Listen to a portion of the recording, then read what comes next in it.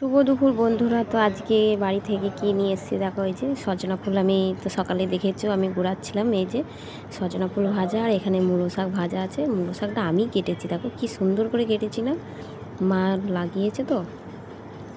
আর এখানে আছে পালং শাক, শীষ পালং আর ছোলা দিয়ে একটা চচ্চড়ি করেছে। ঠিক আছে। আর এই যে এখানে কাঁচা টমেটো আলু হাতে মাখানো হচ্ছে। তো শনিবার পুজো আছে, তাই জন্য আজকে নিরামিষই।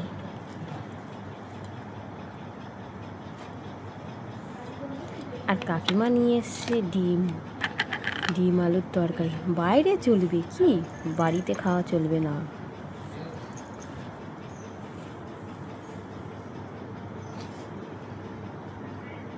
ঢাকনাটা দাও। তো চলে আসো বন্ধুরা, সবাই একসঙ্গে খাওয়া শুরু করতেই হবে, খেতে তো হবে নাকি। এবার কেমন লাগছে দেখো, কাঁচা টমেটোর কিন্তু হেভি লাগছে খেতে। তো চলো বন্ধুরা, টাটা, খাওয়া শুরু করা যাক।